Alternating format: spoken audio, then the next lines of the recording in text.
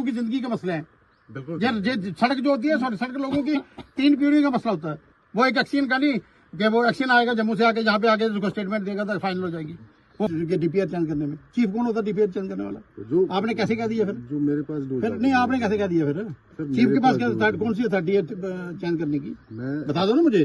जो आप लोग फेवर करते हो, आप लोग फेवर करते हो जहाँ पे पैसे लेते हो। सीधी बात है, पैसे लिए होंगे आपने, पैसे वाले कोई बात डिटेल। और क्या फिर जी स्टेटमेंट कहाँ से आ गई? डीपीआर मतलब का डीपीआर का मतलब समझा दो यहाँ पे आप जिस वीडियो बन रही है। बताओ डीपीआर का क्या मतलब है? क्या होती है डीपीआर? कौन सैंक्शन करता है? ये सैंक्शन होके कहाँ से आती है बताओ? रोड कौन? Administrative department. यहाँ पे चीफ क्या है? Administrative department. मैं उसकी बात कर रहा हूँ सर, जो डॉक्यूमेंट गलत बात मत कीजिए। जो बात रंग की है वही कीजिए। जो डीपीआर बनी है वहाँ पे काम कीजिए। आप यहाँ पे के लीडर नहीं है। यहाँ के लीडर मैं कर रहा हूँ, मैं लीडर हूँ यहाँ का। मैं जो कहूँगा वही होगा। आप क्या अपनी ड्रामाबाजी छोड़ दीजिए। ये ड्रामाबाजी आप लोगों ने सीख रखी है, बस एक सीखी है, या दूसरे की फाइनल नहीं होने वाली। आप लोग हमेशा, मैंने कहा ना कि झूठ के साथ बारात चलती है और ये सब बराती है, और झूठ सच बोलने वाला आदमी अकेला चलेगा। और जे सच बोलने वाले आदमी को चलने नहीं देना चाहता सिस्टम। आपने फटाफट स्टेटमेंट दे दी कि टेक्निकल सेक्शन टीएस होती क्या है? मुझे बताओ ना, ये कोई बात है? पता नहीं क्या क्या बातें करते हो आप लोग। इन्वॉल्व में एडीसी साहब भी इन्वॉल्व थे, सब इन्वॉल्व थे जो कालाकोट आपने किया। पहले रोड जहां से ऊपर से बस स्टैंड से शुरू करनी थी, नीचे आपने शुरू की, नीचे से ऊपर वो बंद किया। आज आपने नया ड्रामा शुरू कर दिया, आज शुरू कराया, साथ साथ में बंद भी करा दी। ये बात थोड़ी होती है आप कालाकोट की डेवलपमेंट को रोकोगे सारे लोग आगे। ये कैसे होगा फिर? कैसे चलना? एमएलए लोग बनाते किस लिए? लोग चुन के आते क्यों हैं? किस लिए आते हैं? क्या कोई बाहर से आके जाके पंगे रंगे करता रहेगा? जो आगे हमेशा दूसरी साइड खड़ा रहेगा, जो सिस्टम के खिलाफ चल रहा आदमी।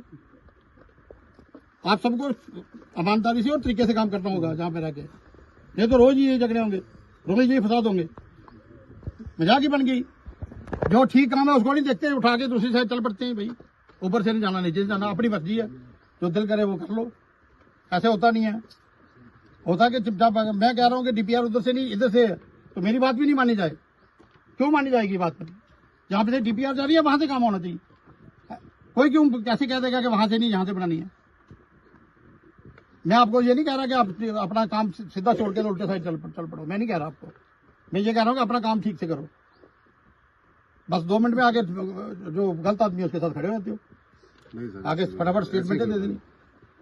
फिर सोच समझ के स्टेटमेंट देनी चाहिए ना। जो नहीं पता फिर मत करो ना। फिर मैं बताता हूँ सुबह आपको, आ जाओ मेरे पास, मैं बताता हूँ डीपीआर कौन सी डीपीआर मैं बताता हूँ सब। ले लो ना फोटो, ले लो डीपीआर बनाओ ना वो। चलो देख लेते हैं। ऐसे थोड़ा होता है कि जब जो दिल मन करे वो स्टेटमेंट दे देनी। ऐसे कैसे चलना है? तो देखते हैं। इसका मतलब कि बेवकूफ हूँ मैं जो यहाँ पे आके बता रहा हूँ। पूरा देख लीजिए। मैं पागल हूँ, आप ठीक हो? ऐसे ही जो उठता है उठ के अपनी अपनी कहानी कर देता है। ऐसे नहीं चलने वाला भाई। ये बातें छोड़ दो। ये तो से आओ वहां पे छोड़ के आओ जहाँ पे कालाकोट में ईमानदारी से काम होना। किसी को नहीं चलने दूंगा। जो ठीक काम करेगा वो रहेगा, नहीं काम करेगा तो जाएगा। घर का रास्ता देख लो अपने घर का, छुट्टी लेके बैठ जाओ नहीं काम करने का दिल तो। लेकिन जो इधर कालाकोट में होगा वो सही होगा, गलत नहीं होगा। ये ऐसे फेवर नहीं करने दूंगा किसी का। अगर मैं गलत कर रहा हूँ तो मेरी गलत कहोगे, आप गलत कर रहे हो भाई, ये डीपीआर इधर से नहीं है इधर से ही है।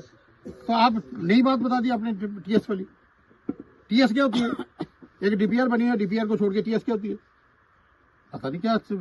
जब आप जिसका मतलब जो आपका दिल करेगा वही करना आप लोगों ने। एक्शन के पास अथॉरिटी है, एक्शन जो मर्जी करे। मैं जो डॉक्यूमेंट देखा है वो बता रहा हूँ। फिर गलत डॉक्यूमेंट ना देखना चाहिए और ना करने चाहिए। एज पर जीटी शीट या फॉरेस्ट ही है। तो वहाँ पे जब मशीन स्टार्ट हुई है, हम आए, ऑपरेटर को बोला, कंट्रैक्टर को बोला मशीन बंद करो। तो सरपंच साहब को मैंने सुबह इन्फॉर्म कर दिया था कि यहाँ पे जब भी कोई काम करना होगा जॉइंट डिमार्केशन की विदाउट नहीं करना। उन्होंने फिर भी वायलेशन की। ऑपरेटर ने भी मेरी बात नहीं मानी, कंट्रैक्टर ने भी नहीं मानी, और सारे बंदे जो वो उस साइड बैठे सारे बंदे वो सारे आ जाते थे, कभी गाली गलौज कभी कुछ। नहीं रोकने दी उन्होंने। 5 बार हमने ऑपरेटर को बोला, 5 बार कंट्रैक्टर को बोला। हम 3 बंदे, तो वो 40-50 बंदे। जब भी मशीन के पास आ रहे सारे बंदे इकट्ठे होकर हमारे पे आ जा रहे थे। फिर हमने आरओ साहब को भी इन्फॉर्म किया कि हमें रीइंफोर्समेंट चाहिए, एफपीएफ को भेजो। कंट्रैक्टर कौन था? कंट्रैक्टर अपने जो चेयरमैन है कालाकोट, क्या नाम है? सूरी साहब ही हैं। हाँ, दे देनी अपने सिर क्यों लेना? वो तो अपनी मर्जी से निकाल रहा है। नहीं, वो यहाँ से वोट ले रहा है, इलेक्शन लड़ रहा है। आज इलेक्शन तो नहीं है ना, यहाँ पे लोगों के संपत्ति ले रहा है। ये क्या करना पड़ता है? पीछे लोगों को करे किधर जाए मन पर नहीं रिस्की नहीं है ये 1.5 मीटर जो मलबा है ये कटिंग नहीं है मलबा मलबा वहां से उठा के जहाँ पे रख दिया नीचे घुसा दिया अब आगे दो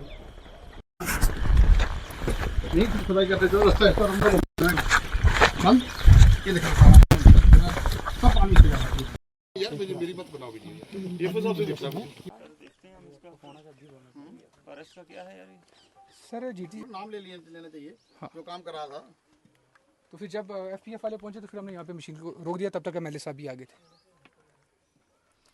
भाई एमएलए का काम जंगल में मशीनें बंद कराना नहीं मेरा काम था कि इन्फॉर्म करना आप लोगों ने आप लोग नाकामयाब रहे तो तब मैं आया मेरा काम नहीं है फॉरेस्ट से मैं लोगों की मशीनें बंद कराना लेकिन मेरा कहना भी नहीं माना गया मैंने आपको कहा कि बंद करो आगे लेट जाओ मशीन के साथ आगे क्या करता कोई आपके साथ आपकी यूनिफॉर्म है हाँ जब वहाँ से स्टार्ट हुई तब पहुँच गए थे हम जब सबसे पहली पीक मैंने भेजी है तब काम स्टार्ट नहीं हुआ था उसके बाद माने नहीं ये कॉन्ट्रैक्टर को भी बोला ऑपरेटर को भी उन सबको डीडीसी साहब को भी बोला किसी ने बात नहीं मानी फिर आरओ साहब को भी इन्फॉर्म किया तो एफपीएफ वालों को भी इन्फॉर्म किया कि आप आओ क्योंकि बंदों की जरूरत है हम 3 बजे स्टार्टिंग में मैं गार्ड साहब और एक डेलीविजर 3 बंदे थे हम अभी इनका क्या क्लेम है अभी इनकी लेंथ विड्थ हमने कर ली है सर 203 मीटर क्या है है इनका ये क्या कह रहे हैं सर ये कह रहे हैं कि हमारी स्टेट पहले वो बोल रहे हैं कि नीचे वाला मकान भी गिराओ वो भी हमने कहा वो हमारे टाइम पे नहीं ना हमें पता उसका एज पर ईटी शीट ये फॉरेस्ट है फॉरेस्ट लैंड है तो फिर तो हाँ विदाउट परमिशन जो ये सर बीपीज लगे हैं येलो कलर वाले इस चेक जो है इसके नीचे है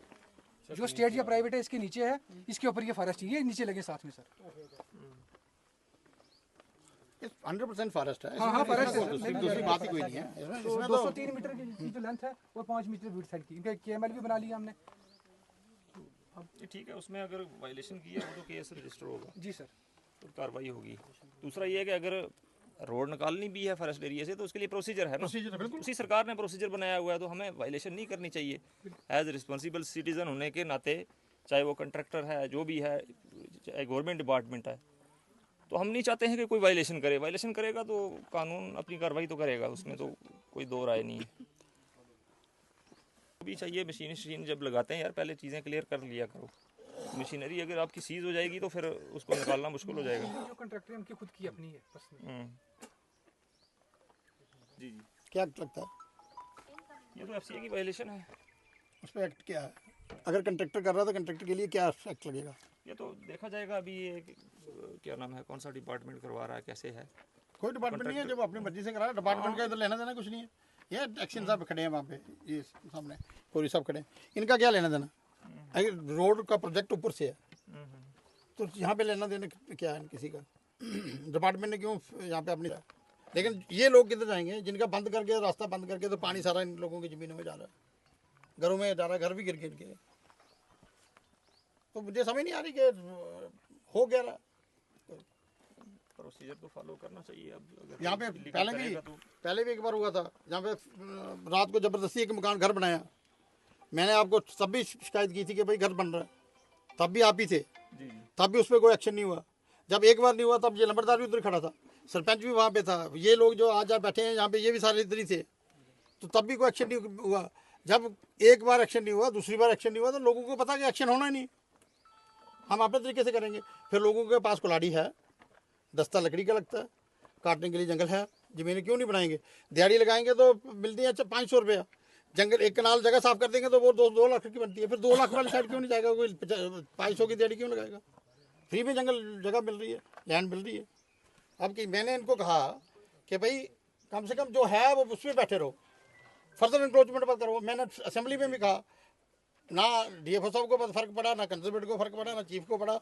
ना डिपार्टमेंट को फर्क पड़ता मैंने कहा कि भाई जिधर जिधर बैठे हैं हमें कुछ लेना देना नहीं है किसी को खाली नहीं कराएगा ठीक है लेकिन फर्दर इंक्रोचमेंट बंद कर दो लगातार इंक्रोचमेंट हो रही है हर दिन इंक्रोचमेंट होती है और ये बातें ठीक नहीं हैं आने वाले समय के लिए हमारे लिए परेशानी बननी है आज तो मजाक हो रही है कल परेशानी होगी कल हम सांस नहीं लेके पाएंगे पीछे सिलेंडर लगाएंगे सिलेंडर लेके गैस लगा के ऑक्सीजन लगा के चलेंगे हम तो ये अगर आज की ये कंडीशन है मैंने आप मेरे घर के पीछे मैंने 20 बार चिट्ठी लिख दी आप लोगों को कि वहाँ पे इनक्रोचर बना दो 20-25 हज़ार कनाल है वहाँ पे इनक्रोचमेंट हो रही है कम से कम उसको रोको यार कोई ना कहीं तो रुके कोई असर ही नहीं है किसी को कोई असर नहीं हो रहा कम से कम कहीं ना कहीं तो सांस लेने की जगह बनाए डीओ साहब आप तो नौजवान हो हमारी तो काम हो जाना है पहले ही लेकिन आप तो नौजवान हो आपकी तो लंबी जिंदगी है। प्रपोजल भेजा है सर हमने नगर वन का। लेकिन मुझे अफसोस की बात यह है कि जिधर जिधर मैंने वहाँ पे आपको भेजा एक जगह पे, जब मैंने कंप्लेंट की थी, मैंने असेंबली में कहा मेरे वहाँ पे 800-900 कनाल एक एक बंदे ने जगह